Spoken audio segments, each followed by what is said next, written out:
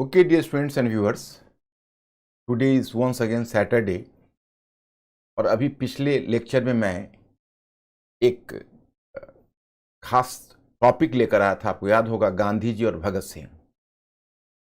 क्योंकि हिस्ट्री के दो पार्ट हैं। एक तो होता है प्रोफेशनल हिस्ट्री, जो एक व्यावसायिक हिस्टोरियंस लिखते हैं, एक ऐसे इतिहासकार लिखते हैं जो कुशल होते हैं अपने कार्यों में।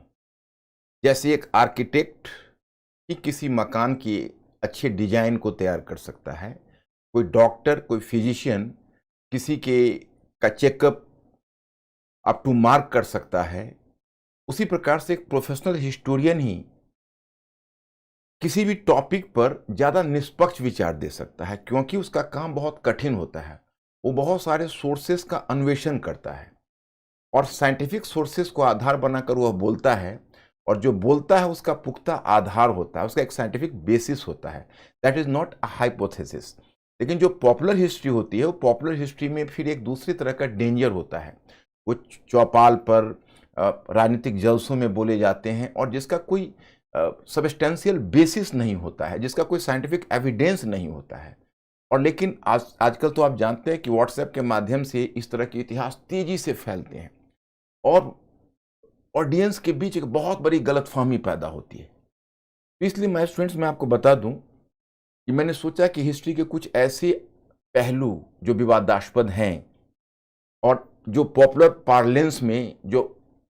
पार्लेंस लोकप्रिय जीवन में या लोकप्रिय इतिहास में जिनको थोड़ा अलग तरीके से लिया जाता है, वैसे पहलुओं को मैं छूऊं और उनको क्रिटिकल ओपिनियन सीरीज में लाऊं। इसीलिए मैंने ये लेक्चर लाया है। इससे पहले मैंने भगत सिंह और गांधी जी पर लाया। अब देखो, मेरा लेक्चर का विषय है नेहरू एवं बोस सहयोगी अथवा प्रतिस्पर्धी। ये भी आप जानते हैं कि इन दोनों व्यक्तित्व को लेकर काफी विवाद है। मैं आगे कोशिश करूंगा कि नेहरू और पटेल के बीच के संबंध भी आपको स्पष्ट हों। गांधी और सुभाष के बीच के संबंध तो कुछ हद तक मेरे इस लेक्चर में भी आपको झलक मिल जाएगी। कभी भविष्य में देखूंगा कि अगर वह भी आप स्पेसिफिकली देखना चाहें कि भाई गांधी जी और सुभाष में क्या दोनों के व्यक्तित्व टकराहट संबंधी क्या समस्या थी, तो मैं इसको भी लाइमलाइट में लाने की कोशिश करूंगा। मैं पहली बात बता दूं कि मैंने आधार क्या बनाया है। आप जानते हो कि मैं हमेशा आधार की चर्चा करता हूं। एक पुस्तक है, दो पुस्तक बहुत ही रिसेंट है। इसमें ये दोनों सुभाष के फैमिली मेंबर्स के द्वारा ही लिखा गया है। एक है Netaji Subhash Chandra Bose, life, politics and struggle. ये कृष्णा बोस का है, जो उन्हीं के फैमिली के हैं। और ये Sugata Bose, his majesty's opponent, ये सुगत बोस का। ये दोनों बहुत रिसेंट में बुक निकली हुई है। और मैं आपको बताऊं कि सुगत बोस और कृष्णा बोस, ये दोनों उनके अपने फैमिली से ही हैं। इनमें सुगत बोस एक बड़ा ही प्रोफेशनल हिस्टोरियन है, क्योंकि सुगत बोस को मैं प्राय पहले भी पढ़ता रहा हूँ। और सुगत बोस को मैंने मॉडर्न हिस्ट्री में कई जगह रेफरेंसेस पाए हैं। बंगाल में परमानेंट सेटलमेंट पर भी उनका रिसर्च है और अस्थायी बंदोबस्त पर, और मैंने एक बड़ा ही एक रेस्पेक्टेड हिस्टोरियन के रूप में उनको देखा है। दूसरा है, जो मेरे पास उसका फिजिकल वर्जन तो नहीं है, लेकिन उसका एक वर्जन अवेलेबल है जो मेरा इलेक्ट्रॉनिक्स वर्जन में है। और इस बुक को देखूं तो ये बुक बेसिकली रुद्रांशु मुखर्जी का है। रुद्रांशु मुखर्जी का बुक है, Rudrangshu Mukherjee Nehru and boss parallel lives. तो एक ये बुक है जो मैंने इसको आधार बनाई, 2014 में लिखा गया था। और रुद्रांशु मुखर्जी तो बहुत ही रिप्यूटेड हिस्टोरियन हैं। और इनके बारे में मैं आपको बताऊं कि अभी ये अशोका यूनिवर्सिटी, जो इंडिया का एक आप कह सकते हैं कि one of the pioneer universities के रूप में स्टैब्लिश हुआ है, जो फॉरेन लाइन पर और आप कह सकते हैं इंटरनेशनल स्टैंडर्ड पर उसके सिलेबस को फॉर्मुलेट करने की कोशिश की गई है। उसमें भी वाइस चांसलर के पद पर है। और एक पिछले साल भी इन्होंने दो बुक लिखे थे। एक झांसी की रानी और बेगम हजरत महल पर, दोनों को मिलाकर पैरेलल लिखा था, रानी एंड ए बेगम। और एक रविन्द्रनाथ टैगोर और गांधी के संबंधों को लेकर लिखा था। और दो बुक इनकी आई थी, मुझे लगता है 2021 में।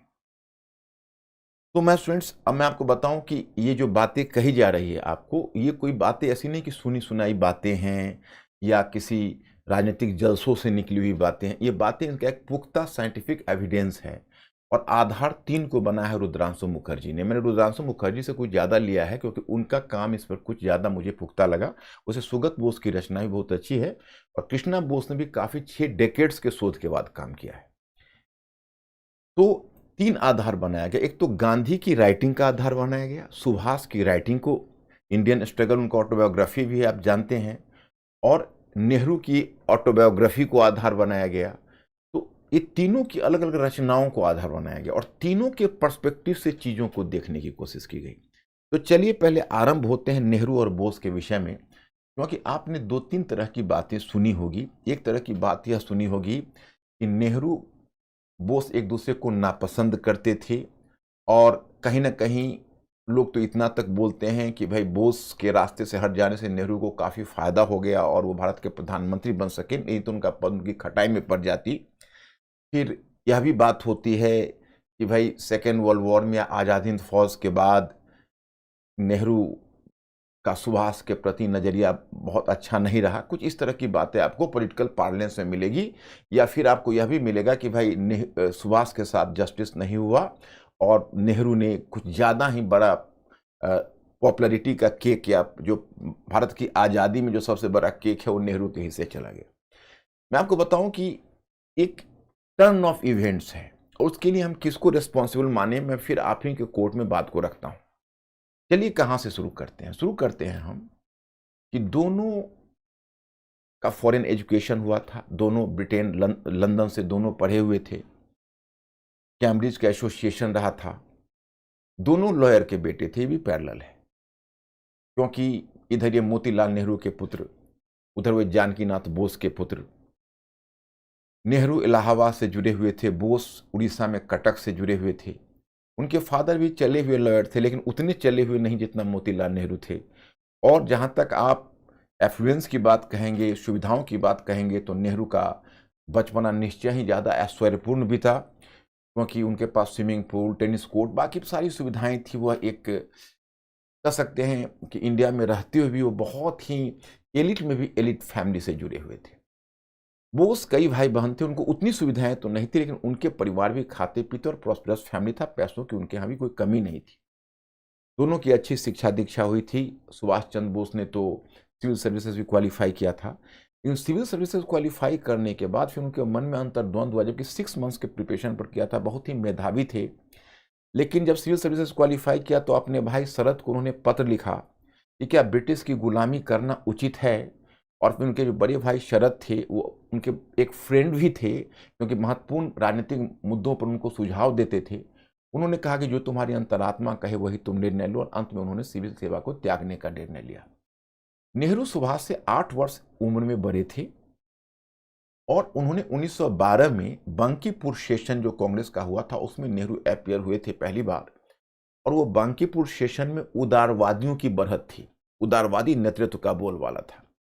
और सुभाष सिविल सर्विसेज से रिजाइन करने के बाद, मतलब जॉब से रिजाइन करने के बाद 1921 में जब भारत आए, तब तक भारत में असहयोग आंदोलन आरंभ हो चुका था।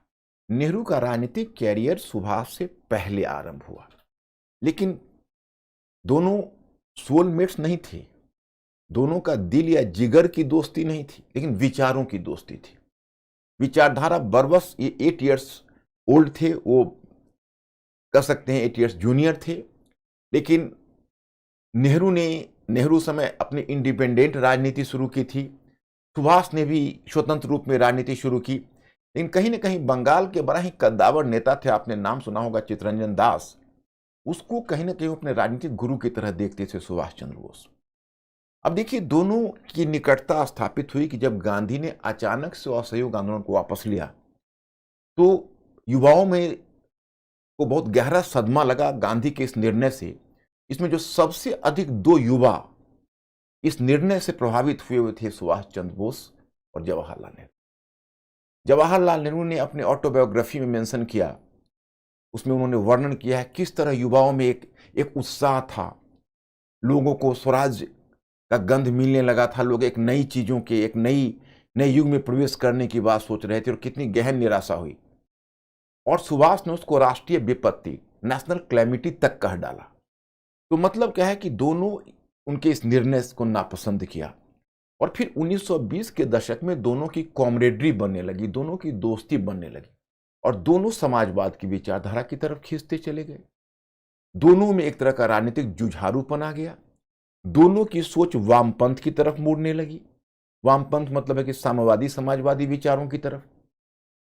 और तब इसी क्रम में आप देखेंगे कि सबसे पहले, जबकि मैं आपको बताऊं कि सुभाष चंद्र बोस और जवाहरलाल नेहरू इन दोनों की निकटता हो रही थी, लेकिन व्यक्तिगत तौर पर सुभाष चंद्र बोस गांधी से ज्यादा श्रद्धालु मोतीलाल नेहरू के प्रति रहे थे। मैं आपको बताऊं 1928 में, आप लोगों ने पढ़ा होगा इतिहास में, जब नेहरू रिपोर्ट तैयार हुआ था उस समय 1928 में कांग्रेस की अध्यक्षता मोतीलाल नेहरू ने की थी।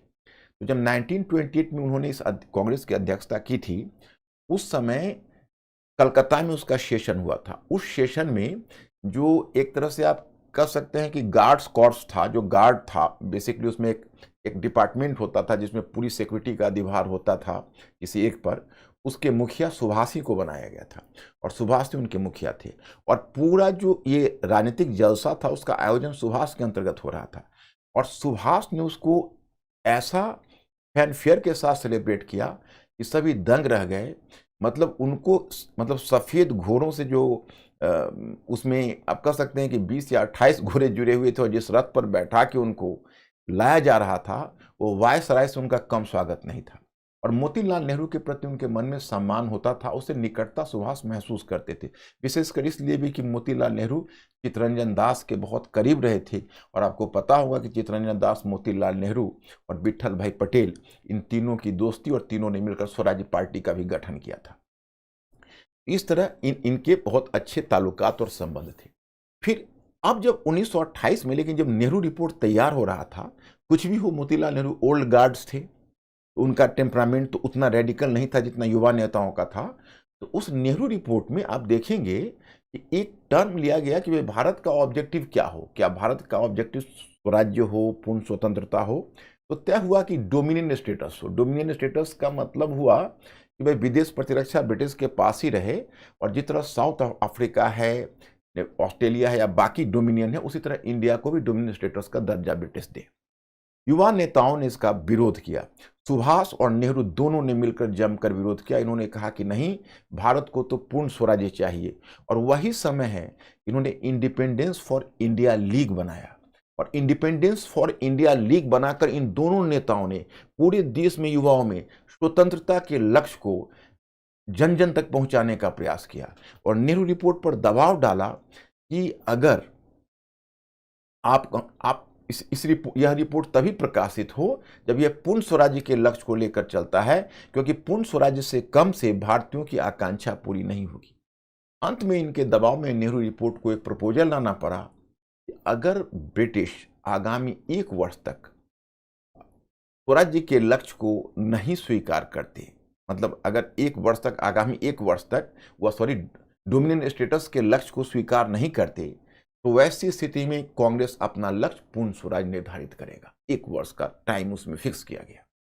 खैर चलिए, 1928 में नेहरू रिपोर्ट तो स्वीकृत नहीं हुई, क्योंकि मुस्लिम लीग और कांग्रेस में मतभेद स्थापित हो गया और ब्रिटिश तो यही चाहते थे, क्योंकि भारतीयों के द्वारा ये बनाया गया पहला संविधान था और ब्रिटिश दिखाना चाहते थे कि देखिए, आप लोगों में आपस में इतना मतभेद है, आप कोई संविधान बना नहीं सकते, और ब्रिटिश को इस मिशन में सफलता भी मिल गई। लेकिन इसके बाद अब आती है बारी कि 1928 के बाद अब इसका अध्यक्ष कौन बने। उस समय गांधी अचानक सक्रिय हो गए। तब तक तो रचनात्मक ग्रामीण कार्यक्रम में थे। 1929 के अधिवेशन में काफी सक्रिय हो गए और उसी सक्रियता में उन्होंने 1928 के दिसंबर में जो सेशन हुआ और गांधी जी ने अपने नॉमिनी के तौर पर युवा नेता नेहरू को चुना। हालांकि जिस समय नेहरू को 1929 में चुना था, नेहरू उस समय काफी कम उम्र के थे और नेहरू एक युवा नेता थे और कहीं ना कहीं नेहरू को ऐसा लगता था कि गांधी जी ने उनको अपने माउथपीस के रूप में चुना है। तो नेहरू अपने चुने जाने को उसमें बहुत पसंद नहीं किया। उनको ऐसा लग रहा था कि पता नहीं ये मेरी काबिलियत के आधार पर चुना गया है या गांधी जी हमें अपने माउथपीस के रूप में इस्तेमाल करना चाहते हैं। तो और गांधी जी ने कहीं स्टेटमेंट भी दे दिया कि नेहरू मेरा प्रतिनिधि है। इस बात से कहीं ना कहीं उनको लग रहा था, लेकिन गांधी जी ने काफी समझाया कि आपको काबिलियत के आधार पर चुना गया है, लेकिन ये बात कहीं ना कहीं उनके मन में बनी रही। खैर चलिए 1929 में उन्होंने अध्यक्षता ली और सुभाष भी उनके साथ थे। सुभाष भी काफ़ी उत्साह में थे और सुभाष उसमें कार्यकारिणी, कांग्रेस कार्यकारिणी में, आपको बताऊं कि अध्यक्ष का पद एक अलग होता था, जो एक, इसको आप कह सकते हो, इस पर तो विवाद है कि उसका स्थिति प्रेसिडेंट, इंडियन प्रेसिडेंट की तरह थी या प्राइम मिनिस्टर की तरह। प्राइम मिनिस्टर की तरह तो शायद नहीं थी, लेकिन प्रेसिडेंट से थोड़ा ज़्यादा पावरफुल हुआ करता था अध्यक्ष का पद। लेकिन उसके अंतर्गत एक कार्यकारिणी होती थी 15 सदस्यीय। वास्तविक शक्ति उस कार्यकारिणी के पास होती थी, उसमें मेंबर्स होते थे, वो काफ़ी सक्रिय होते थे और कार्यकारिणी का उसमें बहुत, एग्जीक्यूटिव का बहुत बड़ा रोल होता था। उस एग्जीक्यूटिव के एक मेंबर में सुभाष चंद्र बोस भी थे और सुभाष चंद्र बोस और नेहरू दोनों की रुचि मिली हुई थी और इस बात पर सहमति बनी हुई थी कि भारत में जब भी लाया जाएगा तो पूर्ण स्वराज्य का प्रस्ताव हम लोग लेकर आएंगे। उसी के लिए वो लोग युवाओं में कैंपेनिंग कर रहे थे। तभी एक अजीब घटना घटी। गांधी जी उसी समय, इरविन ने एक प्रस्ताव दे दिया। ये मैं गांधी इरविन पैक्ट की बात नहीं कर रहा हूं, ये बहुत गूढ़ चीज है, इसको रुद्रांशु मुखर्जी ने इस चीज को मेंशन किया है। इरविन ने कांग्रेस को प्रस्ताव दे दिया कि देखिए आप लोग आंदोलन चलाएं, क्योंकि कांग्रेस उसमें आंदोलन के लिए अपने आप को प्लान कर रही थी कि एक हम जन आंदोलन आरंभ करेंगे, जो आपने देखा आगे सविनय अवज्ञा आंदोलन हुआ भी। तो कांग्रेस उस आंदोलन के लिए जब प्लान कर रही थी, रेवोल्यूशन के लिए, तो इरविन ने कांग्रेस को एक आश्वासन दे दिया, कहा कि देखिए ऐसा है कि आप आंदोलन को रोक दीजिए। ये मैं आपको बता रहा हूं कि देखो, आप इनके संबंधों में मैं आपको बता रहा हूं कि कई चरण आप लेकर चलिए। इनके संबंधों का एक चरण तो आप लेकर चलिए 1927-28, तो गहन मित्रता, इन दोनों के बीच क्लोज फ्रेंडशिप होगा, क्लोज फ्रेंडशिप, और यहीं से दोनों का कैरियर भी आरंभ हुआ है पॉलिटिक्स में। हालांकि जवाहरलाल नेहरू पहले आ गए थे, लेकिन सीरियसली अगर दोनों का कैरियर आरंभ हुआ तो इसी समय हुआ। और फिर दूसरा फेज आता है 1930-31, ये निराशा का फेज है, क्योंकि इसमें दोनों के बीच मनमुटाव हो गया, डिफरेंसेस हो गया। 1930 और 31 में ये वाकया बताता हूं। उसमें गांधी जी एक बड़े फैक्टर थे सुभाष और नेहरू के रिलेशनशिप के बीच। घटना कुछ यूं ही कि सुभाष और नेहरू दोनों का ऑलरेडी योजना बनी हुई थी कि भाई पूर्ण स्वराज्य से कम पर हमारा कोई समझौता नहीं। इन द मीन टाइम मैं आपको बताऊं कि कुछ न कुछ एक अजीब तरह की का प्रपोजल इरविन की तरफ से आया। उसने कहा कि देखिए हम आपको डोमिनियन स्टेटस दे देंगे और हम आपको एक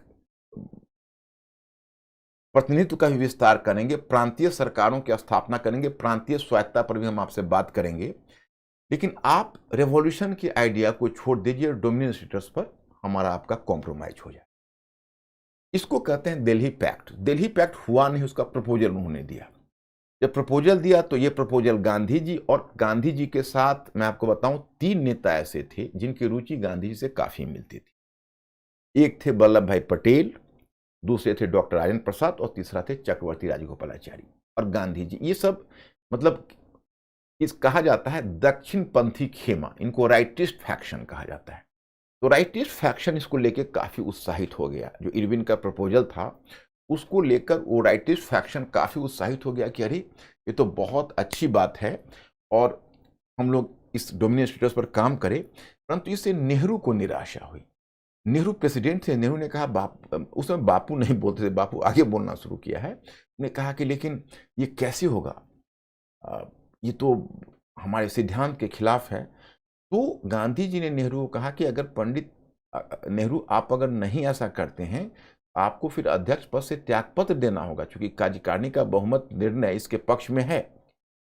तो कहते हैं कि नेहरू ने अंत में हस्ताक्षर कर दिया वो डोमिनियन स्टेटस वाले प्रस्ताव के साथ। कार्यकारिणी का जो प्रपोजल आया था उस पर सुभाष चंद्र बोस ने उस पर हस्ताक्षर नहीं किया। सुभाष चंद्र बोस पूर्ण स्वराज्य से कम पर तैयार नहीं थे। नेहरू ने जब हस्ताक्षर कर दिया, कहते हैं जब वो हस्ताक्षर कर रहे थे तो उनके आंखों से आंसू गिर रहे थे।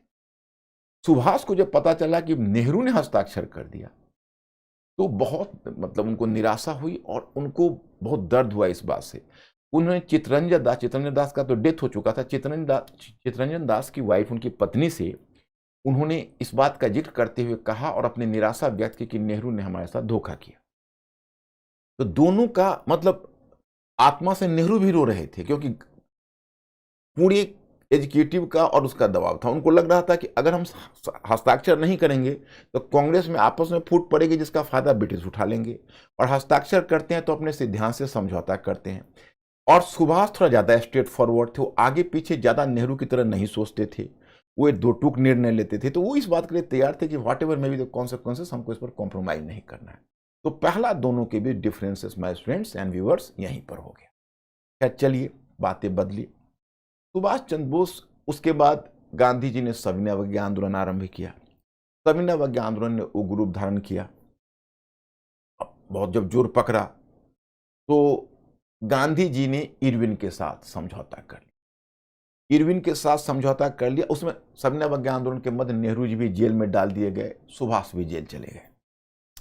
और जेल में तो नेहरू अपना, मोतीलाल नेहरू भी गिरफ्तार होकर आ गए। तो मोतीलाल नेहरू का गिरता हुआ स्वास्थ्य देख के नेहरू काफी चिंतित हो रहे थे। उधर सुभाष को जेल में बहुत समय पीड़ा भी हुई, क्योंकि पुलिस से उनका ये हो गया और पुलिस ने उनके साथ बहुत ज्यादती की, जिस कारण से बहुत समय तक बेहोश भी रहे, बहुत सारी दिक्कतें भी हुई। और 1931 में गांधी जी ने 5 मार्च 1931 को गांधी इरविन पैक्ट कर लिया। इधर नेहरू ने भी गहन निराशा दिखाई, उधर सुभाष ने भी गहन निराशा दिखाई। और सुभाष का भी रिएक्शन वही था, उनका भी वही कह सकते हैं कि वही डिस्पेयर था, वही निराशा थी जो नेहरू की थी। और कहीं ना कहीं दोनों एक सोलमेट्स की तरफ फील कर रहे थे कि जो हुआ वो गलत हुआ। खैर चलिए, उस समय सुभाष बंदी बने हुए हैं और नेहरू फिर जेल से निकल गए। इन द मीन टाइम मैं आपको बताऊं कि हाँ, एक बीच में एक घटना छूट गई जो मुझे इस पर बतानी है कि नेहरू जब हस्ताक्षर करने वाले थे, कार्यकारिणी पर हस्ताक्षर तो कर दिया और कांग्रेस कार्यकारिणी भी तैयार थी कि हम इरविन के साथ वो दिल्ली पैक्ट उस समय करेंगे जिसमें कि डोमिनियन स्टेटस पर। लेकिन नेहरू की प्रोटेस्ट के कारण हिम्मत नहीं पड़ी, गांधी जी भी थोड़ा पीछे हट गए और उधर इरविन भी अपनी बातों से पीछे हट गया, इसलिए वो वार्ता टूट गई। वार्ता टूट गई तो समस्या समाप्त हो गई।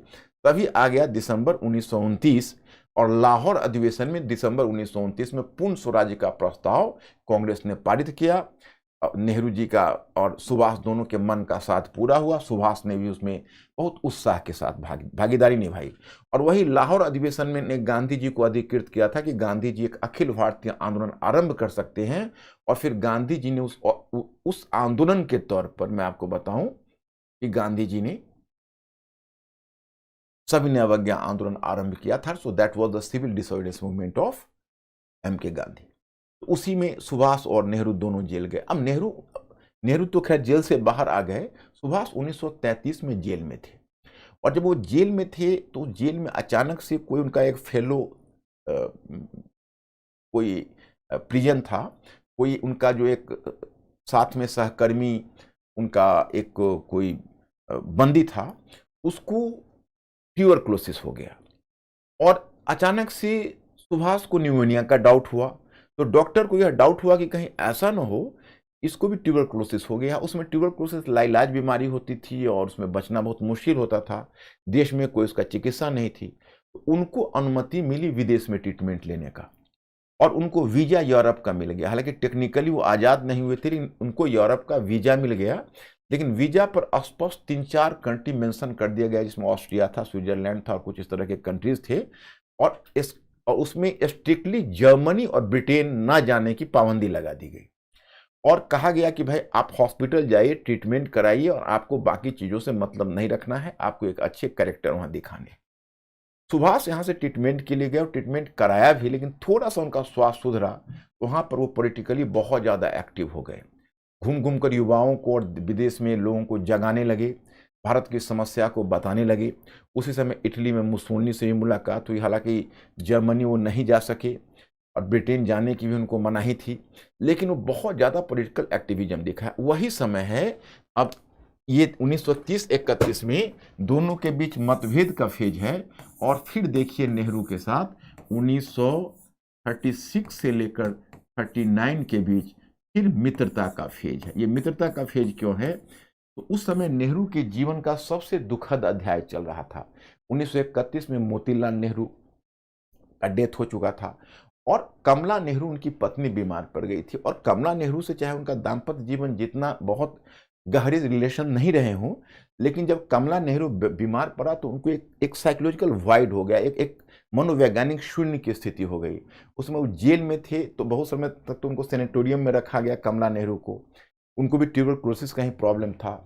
और फिर नेहरू को उसमें अल्मोड़ा जेल तक में रखा गया ताकि वो टाइम टू टाइम अपनी वाइफ को जाकर देख सके, लेकिन वहाँ उनको कंट्रोल नहीं हुआ। डॉक्टर ने कहा कि उनको विदेश ले जाना होगा, तो इंदिरा गांधी उसमें बच्ची थी, वही अपनी माँ को लेकर विदेश गई। लेकिन फिर आगे नेहरू को भी अनुमति मिल गई, नेहरू को भी जेल की तरफ से पैरोल पर उनको भेज दिया गया, तो वो भी विदेश चले गए। और उनको वहाँ जाने के बाद लग गया कि उनकी पत्नी अब जीवित नहीं बचेगी, और वही हुआ 1936 में स्विट्जरलैंड के एक हॉस्पिटल में उनका कमला नेहरू का डेथ हो गया। उस समय एक आदमी जो नेहरू के साथ खड़े रहे हर मोमेंट में, वो थे सुभाष चंद्र बोस। वो विदेश में ही थे, वो अपना ट्रीटमेंट के लिए गए थे, उधर ही रह गए थे और वो गवर्नमेंट के कंट्रोल से बाहर हो गए थे फॉर टाइम बिंग। और यहाँ नेहरू अकेले पड़ गए थे, तो वहां उनका क्रीमेशन से लेकर जितने भी रिचुअल्स है उसको सुभाष ने पूरा किया। और सुभाष, फिर दोनों के बीच एक गहन मित्रता हो गई। नेहरू अपनी पत्नी के डेथ के बाद फिर अपनी बेटी के साथ कुछ समय के लिए वापस आए। जब वापस आए उसी समय गांधी जी ने, हालांकि उस समय वो उनका व्यक्तिगत लाइफ में बहुत क्राइसिस चल रहा था, 1936 की बात बता रहा हूं, क्योंकि 1936 के ही फरवरी में उनका पत्नी का डेथ हुआ। और उसी समय आते ही गांधी जी ने कहा कि पंडित नेहरू, अभी कांग्रेस की अध्यक्षता आपको लेने की जरूरत है, क्योंकि आपसे उपयुक्त कोई उम्मीदवार नहीं दिख रहा है। तो वैसे तो उनके व्यक्तिगत जीवन में बहुत बड़ा क्राइसिस था, लेकिन उन्हें स्पष्ट कर दिया कि बापू देखिए, हम राजनीतिक या देश के कार्य के लिए मैं हमेशा प्रस्तुत हूं, और उन्होंने उस दायित्व को ले लिया। अब इसी समय जो इंडियन गवर्नमेंट है, इंडियन गवर्नमेंट ने एक वारंट जारी किया सुभाष के लिए, और आदेश जारी किया कि सुभाष को भारत आते ही गिरफ्तार किया जाएगा, तो इंडिया आते ही गिरफ्तार किया जाएगा। अब जब वो इंडिया आने के बाद गिरफ्तार करने की बात हुई, तो सुभाष को लगा कि अब इंडियन गवर्नमेंट हमसे बहुत नाराज है और बहुत जल्दी हमको अरेस्ट करने की वो साजिश कर रही है। हो सकता है कि विदेश से भी हमारी पकड़ने की कोशिश हो, लेकिन इस बात के लिए उनको डर नहीं था। उसमें उनके लाइफ में भी एक बड़ा ही, जैसे कमला नेहरू जिसमें बिछड़ रहे थे, उसमें उनके लाइफ में भी एक बिछड़न की स्थिति आई थी, क्योंकि वहाँ पर एक एमिली नामक एक लेडी थी जिनसे उनका अफेयर हो गया था, और दोनों बहुत एक दूसरे के निकट आ गए थे। और अब उनको वहाँ विदेश छोड़ना, क्योंकि अब ये तय उनका करना मुश्किल था कि मैं विदेश में ही रह जाऊं, इंडिया जाऊं। तब तक नेहरू आ गए थे इंडिया। तो उन्होंने, सबसे क्लोज फ्रेंड सुभाष के नेहरू थे, तो सुभाष ने नेहरू को पत्र लिखकर पूछा कि मैं क्या करूं, मैं देश में वापस आ जाऊं या यहीं रहूं, क्योंकि मैं वहां जाऊंगा तो मुझे इमीडिएट गिरफ्तार कर लिया जाएगा और पता नहीं क्या किया जाए। तो नेहरू ने कहा कि नहीं, अभी आप वहां रहिए। तभी गांधी जी ने नेहरू को कहा कि नहीं, सुभाष को आने के लिए बोलिए, वहां रहना समस्या का समाधान नहीं है। नेहरू ने जब तक पत्र लिखा सुभाष को फिर, लेकिन तब तक सुभाष ने निर्णय ले लिया था कि नहीं, चाहे जो भी कॉन्सिक्वेंसेस हो, हमको देश में जाना है।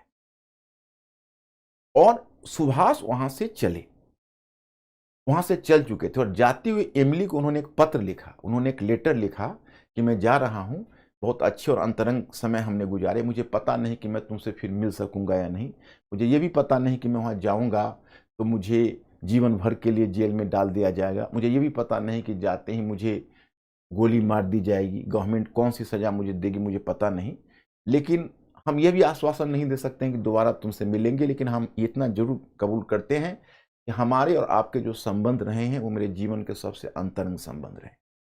तो उसके बाद फिर वो आए, और जब इंडिया आए तो आते ही गिरफ्तार कर लिया गया, उनको जेल में डाल दिया गया। इसका मतलब कि 1936 के लखनऊ अधिवेशन में जब नेहरू ने अध्यक्षता की तो सुभाष अवेलेबल नहीं थे, और 1936 के लखनऊ अधिवेशन में इन्होंने अध्यक्षता की, वहां पर समाजवादी कार्यक्रम रखा।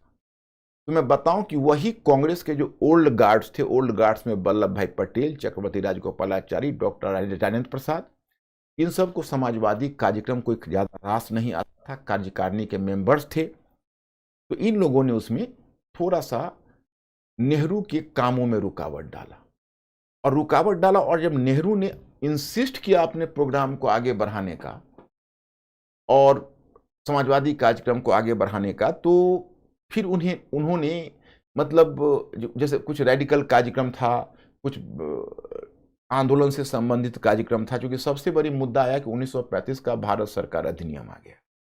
और 1935 का भारत सरकार अधिनियम आ गया और उसमें प्रांतीय स्वायत्तता का प्रावधान लाया गया। तो प्रांतीय स्वायत्तता से आशय यह था कि अब प्रांतों में चुनाव होते। तो पहले यह तय हुआ कि कांग्रेस को चुनाव लड़ना चाहिए कि नहीं। तो नेहरू और जो वामपंथी गुट था, वामपंथी गुट में जैसे कांग्रेस समाजवादी दल का भी जैसे जयप्रकाश नारायण थे, बाकी नेता थे, तो उनका ये कहना था कि देखिए कांग्रेस को तो चुनाव लड़ना चाहिए, इसमें कोई शक नहीं, लेकिन शक्ति प्रदर्शन करने के बाद फिर उसको सरकार नहीं बनाना चाहिए, क्योंकि अगर सरकार बनाएगी तो जनता को उससे बहुत ज़्यादा उम्मीद जुट जाएगी और कांग्रेस के हाथ बंधे हुए रहेंगे, गवर्नर उसको काम करने नहीं देगा। ऐसी स्थिति में कांग्रेस की सरकार का जो चेहरा है वो धूमिल हो जाएगा। तो ये विचार रख रहे थे वामपंथी। दक्षिणपंथी चाहते थे ना सरकार भी बने और चुनाव भी लड़ा जाए। इसी मुद्दे पर मतभेद था। एक नौबत ऐसी आई कि पंडित जवाहरलाल नेहरू के कार्यकारिणी ने त्याग पत्र दे दिया और गांधी जी ने जवाहरलाल नेहरू से यही कहा कि देखो ऐसा है, ये कार्यकारिणी ने मेरे कहने पर त्याग पत्र दिया है, क्योंकि आपको अपने कार्यकारिणी के मेंबर्स के भावना को समझना पड़ेगा। उस समय नेहरू को सुभाष की बहुत जरूरत महसूस हो रही थी कि अगर सुभाष कांग्रेस में रहते तो मेरे साथ खड़े रहते। वो बड़ा अकेला और अपने को कमजोर फील कर रहे थे। लेकिन उस समय तक उनके जीवन में गांधी जी आ चुके थे कुछ ज्यादा गहरे रूप में, क्योंकि खासकर 1931 में जब मोतीलाल नेहरू का डेथ हो गया था, तो उसके बाद पंडित जवाहरलाल नेहरू गांधी में अपना फादर फिगर देखने लगे थे। तो कोई ऐसा कदम उठाने के लिए तैयार नहीं थे जो गांधी जी की भावनाओं को ज्यादा ठेस लगे। उन्होंने इस मुद्दे पर फाइनली कॉम्प्रोमाइज कर लिया। अंत में कॉम्प्रोमाइज हुआ, कांग्रेस चुनाव भी लड़ी और चुनाव में सबसे बड़े चुनाव प्रचारक भी बने। मतलब चुनावी यात्रा उनका उस समय ऐतिहासिक यात्रा हुई। किस चीज़ से नहीं गया, ट्रेन से गए, बैलगाड़ी से गए, नाव से गए, साइकिल से गए, और जहां तक जा सकते थे इंडिया का दौरा किया और वहां पर कांग्रेस का स्टार प्रचारक बने। और एक अच्छे ऑरेटर के रूप में ब्रिटिश ने भी इस बात को स्वीकार किया कि जवाहरलाल से बड़ा ऑरेटर इस कांग्रेस पार्टी में दूसरा कोई नहीं। और इस तरह से कांग्रेस को लैंडस्लाइड विक्ट्री भी, चुनाव हुई, 7 प्रांतों में सरकार बनाने की स्थिति में थी, 8 प्रांतों में। हालांकि उसमें थोड़ा सा झमेला हुआ, वायसराय को अनुमति देनी पड़ी। सुभाष जेल में है, सुभाष तब तक। इन द मीन टाइम 1937 में फिर फैजपुर में अधिवेशन हुआ। मैंने 1936 के दिसंबर में ही शुरू हुआ, लेकिन हम लोग 1937 काउंट करते हैं। उस फैजपुर अधिवेशन की अध्यक्षता भी कॉन्जिक्यूटिवली पंडित जवाहरलाल नेहरू ने ही की, और उसमें भी उनके हाथ बंधे हुए थे, क्योंकि कार्यकारिणी के मेंबर्स थे, उनको कहीं ना कहीं दबाव था। सुभाष अवेलेबल नहीं थे। सुभाष उस समय तक जेल में थे और आर्थर रोड जेल में थे, और उसके बाद उनका स्वास्थ्य वहां थोड़ा बिगड़ा तो उनको मेडिकल हॉस्पिटल में रख दिया गया। मेडिकल हॉस्पिटल में रख दिया गया तो मेडिकल हॉस्पिटल में मिलने कई लोग गए, उसमें गांधी जी भी गए। अब बात आ गई 1938 को, तो उस समय गांधी जी पता नहीं सुभाष से बहुत ज्यादा अंतरंग अपने आप को महसूस किया और उन्होंने सुभाष को एक तरह से इनवाइट कर दिया। 1938 के अध्यक्ष आप बने, हरिपुरा में अधिवेशन होगा जिसकी अध्यक्षता आप करें। तो इस पर थोड़ा वल्लभ भाई पटेल को आपत्ति भी हुई। वल्लभ भाई पटेल की आपत्ति का मैं कारण बताता हूं, बहुत कम लोग इस बात को जानते होंगे। वल्लभ भाई पटेल के बड़े भाई थे विट्ठल भाई पटेल, लेकिन विट्ठल भाई पटेल का राजनीतिक मतभेद अपने भाई से था। विट्ठल भाई पटेल चित्तरंजन दास और मोतीलाल नेहरू के साथ उन्होंने स्वराज्य पार्टी बनाई हुई थी, और वल्लभ भाई पटेल गांधी जी के स्टंज फॉलोअर थे, और गांधी जी ने सविनय अवज्ञा आंदोलन वापस लिया था तो विट्ठल भाई पटेल ने उसको क्रिटिसाइज भी किया था। और 1933 में विट्ठल भाई पटेल विदेश इलाज के लिए गए थे, और उसी समय सुभाष चंद्र बोस भी विदेश, मैंने आपको कहा था, अपने ट्रीटमेंट के लिए गए, जहां पर जाकर उन्होंने क्रांतिकारी गतिविधियां करनी शुरू कर दी थी। उसी में विट्ठल भाई पटेल से उनकी मुलाकात हुई, बड़ा अंतरंग संबंध हो गए। वैसे भी तो पहले से जानते थे, क्योंकि वो टी.आर. दास के क्लोज एसोसिएट थे। तो बीमार पड़े विट्ठल भाई पटेल, हॉस्पिटल में, वहीं उनका डेथ हुआ। तो विट्ठल भाई पटेल ने अपना वसीयत सुभाष के नाम लिख दिया, अपनी 3/4 प्रॉपर्टी, और कहा कि यह प्रॉपर्टी सुभाष के विवेक पर राष्ट्रीय आंदोलन पर खर्च होगा। जब सुभाष वहां से लौट कर आए तो हरिपुरा अधिवेशन से पहले वल्लभ भाई पटेल ने सुभाष को कहा कि भाई वो प्रॉपर्टी आप वापस करिए, क्योंकि ये हम अपने विवेक पर खर्च करेंगे राष्ट्रीय आंदोलन में, यह हम लोग तय करेंगे, कांग्रेस तय करेगी, आप नहीं तय करेंगे, आप उसको समर्पित करिए। सुभाष ने इस पर पहले तो तैयार हो गए, लेकिन तैयार होने के बाद फिर दिक्कत उसमें यह आई कि इस बात पर मतभेद हो गया कि उसका यूज कैसे होगा, और अंत में सुभाष तैयार नहीं हुए। जब तैयार नहीं हुए, इन्होंने उन पर मुकदमा डाल दिया, और मुकदमा में वल्लभ भाई पटेल मुकदमा जीत गए और प्रॉपर्टी सुभाष से वल्लभ भाई पटेल के पास आ गई। अब ये बात हो गई व्यक्तिगत प्रतिस्पर्धा की, आप कह सकते हो कि वल्लभ भाई पटेल और सुभाष के बीच एक पर्सनल एनमिटी जैसी चीज हो गई। तो वल्लभ भाई पटेल उनको बहुत नापसंद करते हैं। लोग समझते हैं कि नेहरू ने सुभाष की लेगेसी को दबाया, लेकिन अगर आप उसकी गहराई में जाकर देखेंगे तो पता चलेगा कि नेहरू तो उनके बहुत हद तक आइडियोलॉजिकली क्लोज थे, लेकिन अगर किसी से 36 का आंकड़ा कांग्रेस में था उनका, तो वल्लभ भाई पटेल का था। और मैं आपको यह भी बताऊं कि गांधी जी का सुभाष विरोधी दृष्टिकोण बनाने में वल्लभ भाई पटेल का भी प्रभाव था।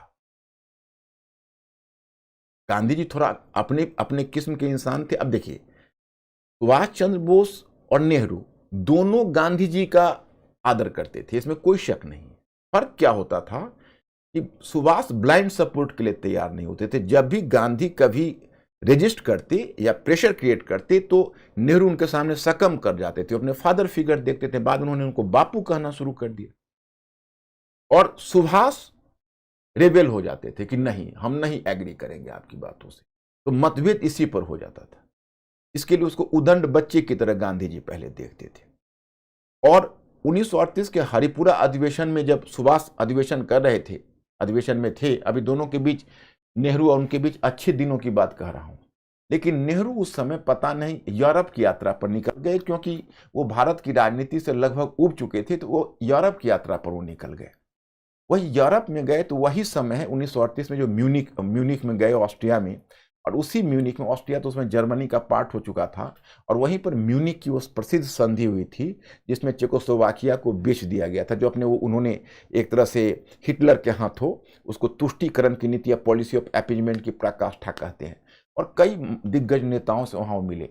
और जब वो 1938 के अधिवेशन, हरिपुरा अधिवेशन में जब सुभाष चंद्र बोस थे, तो सुभाष ने भी वही प्रॉब्लम फील किया कि नेहरू की तरह उनके भी हाथ बंध गए, क्योंकि कांग्रेस कार्यकारिणी ने उन पर इतने अंकुश लगा दिए कि अब वो उनको स्वतंत्र रूप से कार्य करना मुश्किल हो रहा था। उन्होंने एक योजना समिति का गठन किया, और उसमें उनको नेहरू की इतनी अधिक याद आ रही थी कि उन्होंने एक लेटर भेजा कि मैंने पिछले कुछ महीनों में जितना आपको याद किया है, आपको महसूस किया है, उतना इससे पहले जीवन में कभी नहीं किया था। मतलब उनको इस बात का मलाल था कि नेहरू अभी अगर होते, जो नेहरू उस समय 1936-97 में फील कर रहे थे, तो सुभाष 1938 में फील कर रहे थे। और उन्होंने कहा कि यूरोप में आप बहुत अच्छा काम कर रहे हैं, भारत आइए, आपको भारत में एक बहुत बड़ा काम इंतजार कर रहा है। क्योंकि उन्होंने प्लानिंग कमेटी तो बनाई थी, योजना समिति बनाई थी, योजना समिति के अध्यक्ष का पद उन्होंने सुभाष को सुपुर्द किया, नेहरू को सुपुर्द किया कि भाई आप अध्यक्ष का पद संभालिए, और नेहरू ने संभाल भी लिया। तो हर कुछ एमिकेबली सेटल हो गया। अब नेक्स्ट सेशन होने वाला था 1939 में त्रिपुरी में होने वाला था। तब तक गांधी जी और जो दक्षिणपंथी गुट था, जिसमें वल्लभ भाई पटेल, चक्रवर्ती राजगोपालाचारी, राजेंद्र प्रसाद, इस मूड में आ चुके थे कि सुभाष का बस यही लास्ट टेन्योर हो, अब सुभाष आगे ना बढ़े। और नेहरू ने कहा था गांधी जी को प्राइवेटली कि देखिए, हमें भी अपने काम को पूरा करने के लिए 2 टेन्योर लगा था, मैं 36-37, तो मैं समझता हूं कि सुभाष भी चाहेंगे कि उनको 1 टेन्योर और मिले।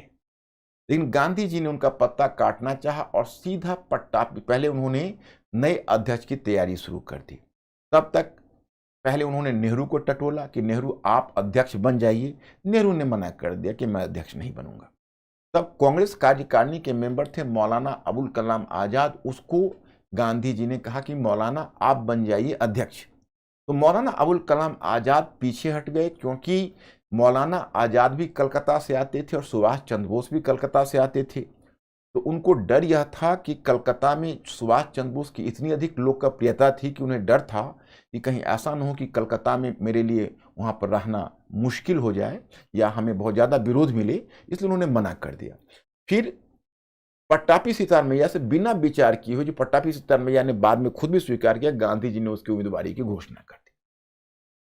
इस पर सुभाष ने काउंटर कर दिया। सुभाष ने कहा कि देखिए, हम मुद्दों पर आधारित राजनीति चाहते हैं और हम मुद्दों पर आधारित राजनीति से कभी परहेज नहीं करना चाहते। अगर हमने जो 1938 में जो काम समाजवादी कार्यक्रम शुरू किए थे वो अभी इनकम्प्लीट है, वो अभी अधूरा है, उसको अधूरे कामों को पूरा करने के लिए मुझे अगला टेन्योर, अगला अध्यक्ष का पद लेना ही पड़ेगा, इसलिए हम चुनाव लड़ना पसंद करें। गांधी जी को भी आत्मविश्वास था कि चुनाव हो जाएगा और चुनाव में हम जीत लेंगे, तो उन्होंने भी चुनाव वाले प्रस्ताव को स्वीकार कर लिया। और नेहरू जी उस समय तक कुछ नहीं जाना, इनोसेंटली नेहरू जी ने कहा कि हाँ, मुद्दों पर आधारित राजनीति होनी चाहिए और इस आधार पर अगर सुभाष मुद्दों के आधार पर चुनाव लड़ना चाहते हैं तो चुनाव लड़ने का स्वागत हो। ये बात कांग्रेस कार्यकारिणी या दक्षिणपंथी गुट को नेहरू का स्टेटमेंट पसंद नहीं पड़ा और उस समय तक नेहरू सुभाष के पक्ष में बोल रहे। फिर चुनाव हुए तो चुनाव में जिसका अंदाजा गांधी जी को नहीं था वही हो गया। मतलब 1577 मत सुभाष को मिले और 1380 मत ही मिले पट्टापी सितार मैया को। अब गांधी जी ने कहा कि देखिए, पट्टापी सितार मैया को हमने उम्मीदवार बनाया था और हमने उसकी उम्मीदवारी की घोषणा उनकी तरफ से की थी और उनका हारना नहीं है, मेरा हारना है, इसलिए अब कांग्रेस मुझसे ऊपर हो चुका है, हमें अब कांग्रेस से आजाद हो जाना चाहिए। तो जब उन्होंने भावनात्मक बातें करनी शुरू कर दी तो अफरा तफरी मच गई। सभी ने बापू का ये पकड़ा कि भाई, ये तो बापू अगर कांग्रेस से चले जाएंगे तो फिर तो कांग्रेस की स्थिति ठीक नहीं रहेगी, इसलिए बापू को कांग्रेस में रहना चाहिए। और इसी मुद्दे पर सुभाष को आइसोलेट करने लगे। और दक्षिणपंथी उधर तो जो गुट था वो तो पहले ही सुभाष का विरोधी था। गांधी जी ने सुभाष को कहा कि आप कार्यकारिणी बना सकते हैं, लेकिन जब कार्यकारिणी बनाने की बात हुई तो कार्यकारिणी के मेंबर्स ने त्यागपत्र दे दिया। इसमें 12 मेंबर्स ने एक साथ त्यागपत्र दे दिया। सुभाष इस उधेड़ बुन में थे कि काम को मैं कैसे आगे बढ़ाऊं। इधर नेहरू का बड़ा ड्यूबियस रोल वहां पर हुआ। ड्यूबियस रोल का मतलब है कि थोड़ा कंफ्यूज रोल हुआ। एक तरफ वो गांधी जी को समझाने का प्रयत्न कर रहे थे कि देखिए, सुभाष को आप काम करने दीजिए और सुभाष को पद से हटाना या उनको वहां से कांग्रेस से बाहर या कांग्रेस उनके कार्यों में बाधा उपस्थित करना उचित नहीं है। दूसरी तरफ वह सुभाष के स्टैंड से भी खुश नहीं थे। उनका ये मानना था कि सुभाष ने इतनी बातें बढ़ाई क्यों, क्योंकि इसके कारण कांग्रेस जो आज आंतरिक तनाव के कगार पर खड़ा हो गया है, जिसका फायदा सरकार उठा सकती है, वह नौबत ही उन्होंने क्यों आने दी। इसमें उनको कांग्रेस के जो वाम, खासकर सुभाष जो वामपंथी गुट और दक्षिणपंथी गुट शब्द का प्रयोग कर रहे थे, उस शब्द से नेहरू को परहेज था। उनको कहना था कि कांग्रेस एक यूनिफाइड ऑर्गेनाइजेशन है और हम लोग अगर उसको वामपंथी और दक्षिणपंथी गुट शब्द का प्रयोग करेंगे तो आपस में ये कहीं ना कहीं एक दरार को दिखाता है, जो दरार बाहर निकलकर आना सही नहीं है। तो गांधी चाहते थे कि उनको कॉम्प्रोमाइज कर लेना चाहिए सुभाष को कुछ मुद्दे पर, और सुभाष इसके लिए तैयार नहीं थे।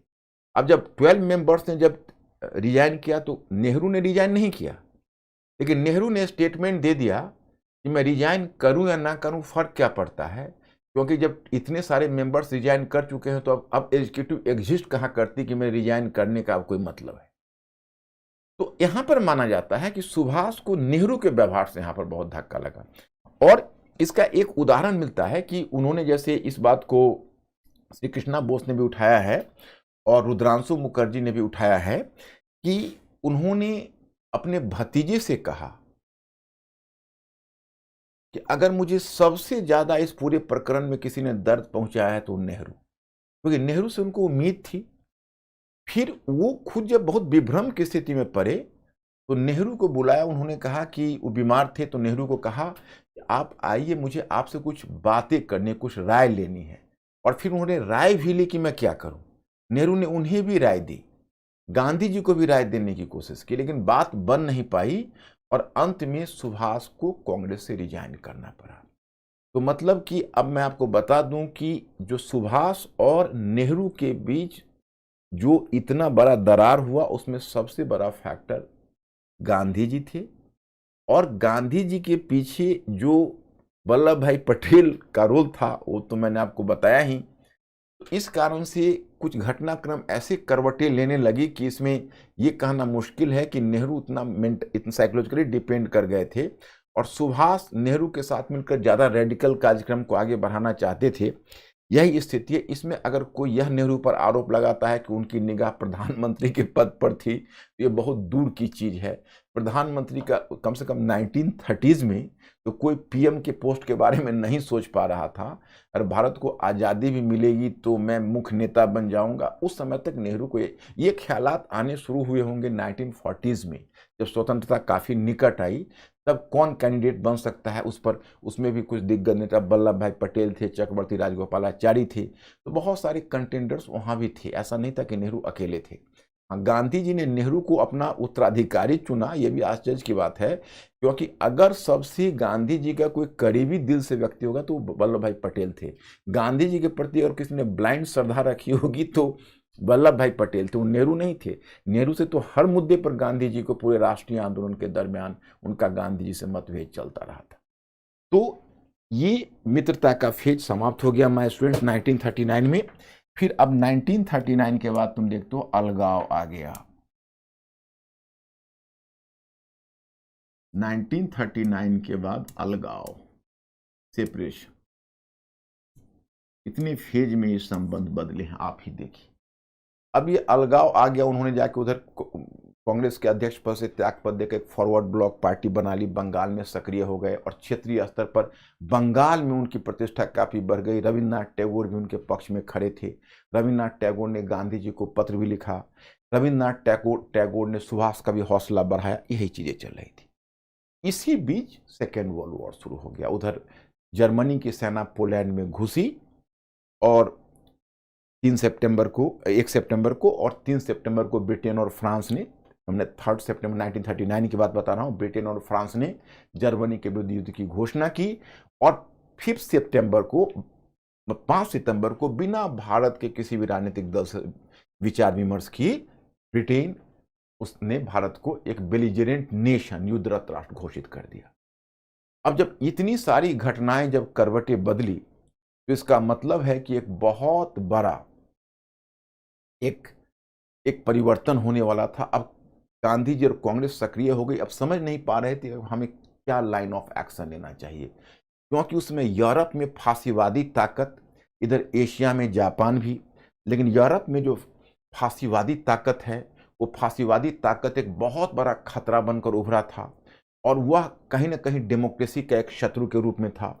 ब्रिटेन और फ्रांस उस ताकत के विरुद्ध लड़ रहा था जो दुनिया में स्वतंत्रता का शत्रु था, लेकिन वही ब्रिटेन भारत की स्वतंत्रता को दबा रहा था, भारत को उसका संवैधानिक अधिकार देने के लिए तैयार नहीं था। एक तरफ ब्रिटेन साम्राज्यवादी था, दूसरी तरफ ब्रिटेन प्रजातंत्र का रक्षक बनकर खड़ा था। तो बड़ी उथल पुथल और बहुत अनिर्णय की स्थिति थी नेताओं के बीच और कांग्रेस के बीच कि कौन सा लाइन ऑफ एक्शन हो। खैर चलिए, सबसे जो लास्ट बैठक वही हुई, और वह इस घटना के, मुझे लगता है सितंबर में 1939 में वर्धा में सारे नेता बुलाए गए। स्पेशल एडवाइजर और स्पेशल लीडर के रूप में सुभाष को भी आमंत्रित किया गया। तो नेहरू सुभाष का साथ ये लास्ट बैठक थी जो एक साथ दोनों बैठे, और तब इस पर मुद्दा हुआ। और जब राय पूछी गई तो सुभाष ने कहा कि बहुत अच्छा मौका है, ब्रिटिश अभी संकट में है, हमें इस संकट का पूरा फायदा उठाना चाहिए। ये जो वॉर है, ना तो हमें जर्मनी के पक्ष में बोलना है, न ब्रिटेन के पक्ष में, हमें स्वयं अपने भारतीय राष्ट्रवाद का पक्ष लेना है। और इससे बढ़िया कोई अवसर किसी जन आंदोलन को आरंभ करने का नहीं होगा। एक उग्र जन आंदोलन आरंभ करिए और ब्रिटेन को बाहर करिए। पंडित जवाहरलाल नेहरू, उन्होंने जो प्रस्ताव रखा वहां, वो प्रस्ताव कांग्रेस ने स्वीकृत किया। उन्होंने कहा कि देखिए, ब्रिटेन साम्राज्यवादी है, हमारी स्वतंत्रता को दबा रहा है, लेकिन अभी ब्रिटेन में वो प्रजातंत्र की रक्षा के लिए लड़ रहा है। तो हमारे साथ मुश्किलें ये है कि अभी अगर हम ब्रिटेन के विरुद्ध कोई बहुत बड़ा आंदोलन आरंभ करते हैं, तो फिर ब्रिटेन, ये कहीं ना कहीं फांसीवाद को सहायता मिल जाएगी उससे। लेकिन हम ब्रिटेन के साथ अनकंडीशनल सपोर्ट भी नहीं कर सकते हैं, क्योंकि ब्रिटेन ने हमें कोई संवैधानिक रियायत नहीं देने के लिए तैयार है। पहले तो ब्रिटेन अपना युद्ध ऑब्जेक्टिव को, वॉर ऑब्जेक्टिव्स को क्लियर करे, अपने युद्ध के लक्ष्य को क्लियर करे कि उसका क्या लक्ष्य है युद्ध का, और हमारे सामने अपना युद्ध का लक्ष्य रखे, और फिर हम इस पर विचार करेंगे कि हमें क्या करना है। लेकिन तब तक ना हमें कोई आंदोलन आरंभ करना है और ना हमें ब्रिटेन को सपोर्ट करना है। तो ये नेहरू का था। तो उसी में दोनों का फिर दरार हो गई, मतभेद हो गया, दोनों के दो रास्ते हो गए। सुभाष वहां से निकले। हालांकि 1940 में सुभाष एक बार फिर वर्धा गांधी जी से व्यक्तिगत तौर पर मिलने भी गए, लेकिन गांधी जी से उनकी सहमति नहीं बन पाई। तब तक सुभाष ने अपनी पूरी तैयारी कर रखी थी, और 1940 में बंगाल में जो उनकी एक्टिविटीज थी तो सरकार को डाउट हो गया। पहले उनको जेल में डाला। तो जब जेल में गए तो जेल में उनको लगा कि भाई तो ब्रिटिश हमको जेल में रखे रह जाएंगे, इतना बड़ा अपॉर्चुनिटी निकल जाएगी। वहां उन्होंने गांधीवादी तरीका अपनाया, फास्ट अनटू डेथ। उन्होंने कहा कि ब्रिटिश अगर हमें आजाद घूमने नहीं दे सकती तो हमारी आत्मा को आजाद करने से नहीं रोक सकती, मैं इस शरीर को ही त्याग रहा हूं। जब उन्होंने फास्ट लंबा खींचना शुरू कर गया तो सरकार भी थोड़ी घबरा गई। उन्होंने सुभाष चंद्र बोस को जेल से आजाद कर दिया, लेकिन ना तो मैंने जेल से बाहर निकाला, लेकिन ना तो उनको आजाद किया, बेल ना तो उनको बेल दिया और ना ही उनको रिहा किया, बल्कि उनको उनके घर पर जाकर रख दिया। और जब उनके घर पर उनको चारों तरफ से पुलिस के घेरे में घर में ही नजरबंद कर दिया कि घर से बाहर कहीं ना निकले। उसी समय शरद बोस का बेटे थे शिशिर कुमार बोस, उनका भतीजा। तो शिशिर कुमार बोस को इन्होंने कहा कि अब समय आ गया है कि मुझे हिंदुस्तान से निकलना है और तुम्हें भी देश के लिए कुछ करना चाहिए, हमें निकलने में सहायता करो। और यही शिशिर कुमार, मैं आपको बताऊं, ये जो आप देख रहे हैं सुगत बोस हैं, वो शिशिर कुमार बोस के ही बेटे हैं जिन्होंने ये बुक लिखी है। ये बहुत रिप्यूटेड हिस्टोरियन है, इनका तो मैंने कई बुक पहले ही पढ़े हैं। तो शिशिर कुमार बोस ने इनको सहायता की निकलने में, और तब ये उस समय कलकत्ता में एल्गिन रोड हाउस से निकल लिए और निकल कर यहाँ से चले गए धनबाद के गोमो स्टेशन पर। वहाँ दिल्ली कालका ट्रेन पकड़कर दिल्ली पहुँचे और दिल्ली से पेशावर पहुँच गए, और फिर पठान के वेश में वहाँ से काबुल निकल गए। और काबुल से वो रशिया भी जाना चाहते थे, परंतु रशिया का वीज़ा उनको नहीं मिला। वो जर्मन राजदूत से मिले और फिर उसके सहायता से इटालियन पासपोर्ट पर वहाँ से निकल गए जर्मनी। और जर्मनी में उनको मुलाकात हिटलर से भी हुई, रिबेनट्रोप से भी हुई, उसकी जो विदेश मंत्री है। और वहाँ पर उन्होंने इंडियन लीजन नामक एक संगठन बनाया। लेकिन कहीं ना कहीं जर्मनी उनका उपयोग सोवियत रूस के अगेंस्ट में करना चाहती थी, क्योंकि सोवियत रूस के अगेंस्ट में तो इस पर सुभाष चंद्र बोस को ये बात शायद पसंद नहीं आई और सुभाष ने जापान जाने की इच्छा प्रकट की। तो सुभाष को एक जर्मन पनडुब्बी में सीक्रेट तरीके से जापान भेज दिया गया, जो कहानी सबको पता है। और जो उन्होंने जापान में ही उन्होंने अक्टूबर 1943 में उन्होंने एक आज़ाद हिंद, जापान से फिर सिंगापुर गए और सिंगापुर में उन्होंने आज़ाद हिंद फौज और आज़ाद हिंद सरकार की नींव डाली जापानियों की सहायता। और वह आज़ाद हिंद फौज पूरब की तरफ आई और भारत की आज़ादी की बात करने लगी। अब यहाँ पर सुभाष और नेहरू, इन दोनों में बहुत बड़ा अलगाव हुआ, बहुत ज़्यादा डिफरेंसेस हुआ। माने आप कह सकते हैं आइडियोलॉजिकल, ये एरा है आइडियोलॉजिकल गल्फ। अब दोनों की आइडियोलॉजी में कोई समानता नहीं रहा, क्योंकि वो फांसीवादी ताकत के साथ मिल गए। नेहरू अपने आप को डेमोक्रेट मानते थे और फांसीवादी ताकत के बहुत खिलाफ मानते थे। अब यहीं पर नेहरू की वाणी में कुछ कड़वापन आने लगा। उसने कहा कि जापानी हिंदुस्तान आने चाहेंगे तो हम आने नहीं देंगे जापानियों के, और जापानियों के साथ अगर सुभाष आना चाहेंगे तो हम तलवार लेकर रोकने वाला पहला व्यक्ति मैं होऊंगा। तो मतलब एकदम उन्होंने इस तरह से, हालांकि कुछ तो एक सोर्स उनको बताता है कि उन्होंने वॉर क्रिमिनल भी कहा सुभाष को, लेकिन ये वेरीफाइड नहीं है। और चूंकि जो मेन स्ट्रीम हिस्टोरियन है इस स्टेटमेंट को वेरीफाई नहीं करते हैं, इसलिए मैं इसके बारे में आपको नहीं बताऊंगा कि वॉर क्रिमिनल उनको नेहरू ने कहा या नहीं कहा। लेकिन नेहरू ने यह कहा कि अगर हिंदुस्तान में वो आते हैं तो अगर सुभाष को कोई एक तलवार लेकर सबसे पहले अगर जापानियों के साथ रोकने का प्रयास करेगा तो मैं होऊंगा। हालांकि सुभाष चंद्र बोस ने जो वहाँ पर ब्रिगेड बनाई, वो ब्रिगेड उन्होंने आज़ाद ब्रिगेड बनाई, नेहरू ब्रिगेड बनाई, और तो इस तरह से उन्होंने नेहरू के नाम पर एक ब्रिगेड बनाया। मतलब कहीं ना कहीं नेहरू के प्रति उनका लगाव रहा। इतना ही नहीं, उन्होंने जुलाई 1944 में वहाँ से टोक्यो रेडियो से उन्होंने गांधी जी को संबोधित किया और उसी में उन्होंने फादर ऑफ द नेशन कहा, राष्ट्रपिता, इस स्वतंत्रता के लिए अंतिम संघर्ष शुरू हो गया है और उसमें हमें आपके आशीर्वाद की आवश्यकता है। क्योंकि सुभाष चंद्र बोस समझते थे कि अगर हम इस सेना को लेकर कहीं आगे बढ़ेंगे और आगे जब जाएंगे तो हमें हिंदुस्तान की सरहद पर जाने के बाद जब तक कांग्रेस का समर्थन नहीं मिलेगा तब तक हिंदुस्तान के अंदर हमें घुसना मुश्किल होगा और हिंदुस्तान की जनता तब हमारे साथ खड़ी होगी जब कांग्रेस का भी समर्थन मिलेगा। इसलिए वो चाहते थे कि अब समय आ गया है कि हम सरहद पर सेना को लेकर जाए और कांग्रेस वहां हमें स्वागत करे और फिर कांग्रेस में इंडिया में एक आंदोलन खड़ा हो जाए और बाहरी आक्रमण और आंतरिक क्रांति दोनों मिलकर ब्रिटिश को भारत से तुरंत खदेड़ दे। तो उसी योजना के तहत उन्होंने कहीं ना कहीं गांधी जी को फिर सम्मान अर्पित किया और उन्होंने कांग्रेस से भी पैचअप करने की कोशिश की। लेकिन उनकी सेना बढ़ती रही। बर्मा में उन्होंने अपनी मुख्यालय बनाया और बर्मा में मंडले में मुख्यालय बनाया और फिर वहां से वो इंडिया के बॉर्डर पर आए, इम्फाल और कोहिमा पहुंच गए। लेकिन अब देखिए जापान की सरकार से मतभेद होना शुरू हुआ। तो जापान की सरकार से इस मुद्दे पर मतभेद हुआ कि जापान की सरकार चाहती थी, क्योंकि ब्रिटेन फिर चाहता था बर्मा पर दोबारा कब्जा करना, क्योंकि बर्मा से उसका पांव उखड़ चुका था, जापानियों ने उसको उखाड़ दिया था। और सुभाष चाहते थे इम्फाल और कोहिमा पर झंडा फहराना और भारत के अंदर घुसना। तो सुभाष की प्राथमिकता यह थी और जापानियों की प्राथमिकता अलग थी। तो दोनों के बीच वहां पर मतभेद हो रहा था और यही डिफरेंसेस का परिणाम है कि इम्फाल तक आने के बाद भी सुभाष आगे बढ़ना चाहते, लेकिन तब तक जापानी ही पीछे हट गए और जापानी ने अपना मोर्चा बदल दिया। उन्होंने कहा कि नहीं, हमें इस मोर्चे पर नहीं, हमको अभी दूसरे मोर्चे पर जाना है। और जिस समय जापान की सेना पीछे हटी उसी समय सुभाष को भी वहां से लौट जाना पड़ा। और लौटने के समय सुभाष को इस बात का एहसास हो गया, विशेषकर जब सोल्जर्स लौट गए थे। एक इस पर मुझे लगता है कि एक मूवी भी बनी हुई है कोई OTT के ऊपर, द लास्ट सोल्जर या ऐसा कुछ करके है। उसमें अब आप देखेंगे कितनी एट्रोसिटीज हुई सोल्जर्स के साथ, कितनी सोल्जर्स मारे गए INA के।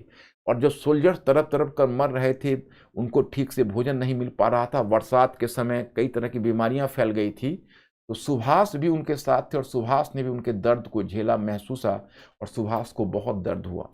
और इस बात को नेहरू भी समझते थे पहले कि जापानी, अगर हमारा साधन गलत होगा तो साध्य तो करेक्ट होगा नहीं, क्योंकि जापानी लोग सही लोग तो है नहीं।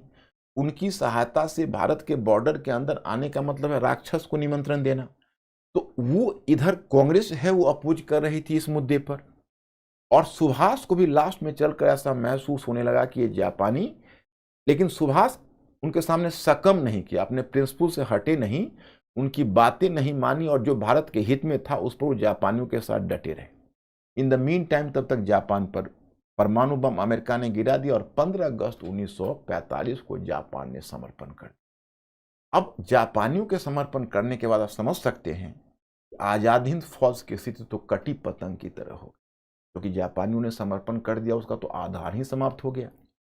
अब सुभाष चंद्र बोस अब नई रणनीति के बारे में सोच रहे थे। वो हार मानने वाले लोगों में तो नहीं थे, बहुत जुझारू थे अब हमारी कौन सी रणनीति होनी चाहिए। और इसी सब सिलसिले में 18 अगस्त को वो फ्लाइट से उड़े। उनका फ्लाइट थाईलैंड से साइगोन और साइगोन से ताइपेई होते हुए टोक्यो जाना था। वही जो ताइपेई में जो लास्ट उड़ान भरा उसी में वो क्रैश हो गया और जहाज में आग लग गई, सुभाष का डेथ हो गया। बाद में बहुत सारी कमिटीज बनी और वो कमिटीज यह खोज नहीं पाई, बहुत सारे र्यूमर्स स्कैंडल्स आए कि सुभाष वेश बदल कर हैं, ये हैं। कुछ समय तक तो गांधी जी को भी नहीं लग रहा था, कांग्रेस के कुछ नेताओं को भी लग रहा था कि सुभाष फिर कहीं वैनिश कर गए हैं और प्रकट होंगे। लेकिन सच्चाई यह है कि उस एयर क्रैश में उनका डेथ हो गया। और यहाँ जब जिस समय न्यूज प्रकाशित हुआ उस समय देखिए जब सुभाष ये सब एडवेंचर कर रहे थे उसमें नेहरू का क्या हाल था।